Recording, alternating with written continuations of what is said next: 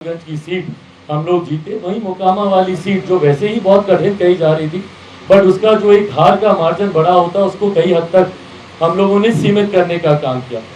उसके बाद निरंतरता में भारतीय जनता पार्टी, क्योंकि तब तक मुख्यमंत्री नीतीश कुमार जी पुनः अपने कार्यशैली के अनुरूप गठबंधन से अलग हो गए थे। बहुत ज्यादा समय तक एक गठबंधन में वो रह नहीं पाते, असहज महसूस करते हैं अपने आप को उस गठबंधन में।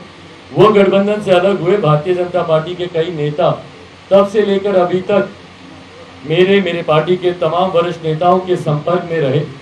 यकीनन हम लोग की कुछ चिंताएं थी, कुछ कंसर्न्स थे, जिसको कई बार कंडीशंस, शर्तों का नाम दिया जाता है।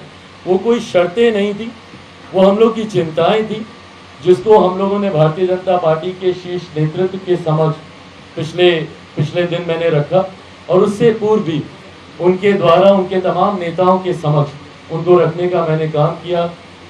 केंद्रीय गृह राज्य मंत्री आदरणीय नित्यानंद राय जी, कई बार उनसे मेरी मुलाकातें हुई। उनके समक्ष भी जितने भी मेरे कंसर्न्स थे, जितनी भी चिंताएं थी, उनके समक्ष बहुत सहजता से रखा, और उतनी ही सहजता से और उतने ही सकारात्मक तरीके से उन विषयों पर चर्चा हुई।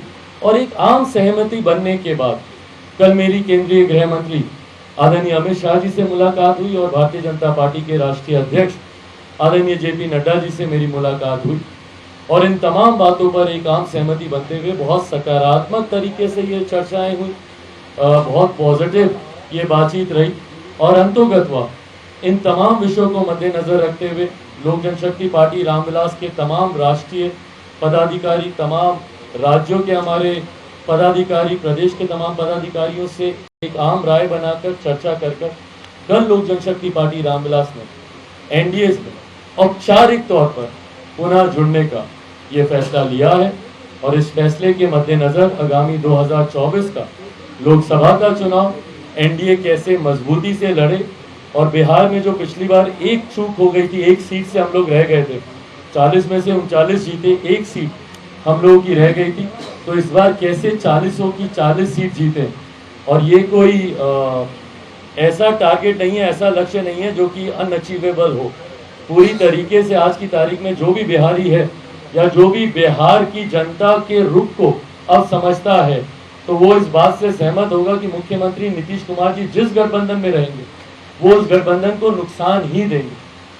उनके प्रति जो आक्रोश है 2020 में भी हम लोगों ने देखा, इसीलिए उनकी पार्टी तीसरे नंबर की पार्टी बनी, आधे से ज्यादा प्रत्याशी उनके चुनाव हारे। तो जनता का आक्रोश है उनके प्रति। और विश्वसनीयता पे एक बहुत बड़ा प्रश्न चिन्ह मौजूदा सरकार के ऊपर है। जिन्होंने नो एंट्री कहा, उन्होंने ही उनकी एंट्री दिक्कत दिलाई। जिन्होंने कस्में खाई कि हम इनके साथ नहीं जाएंगे, उनके साथ दोनों वापस आए।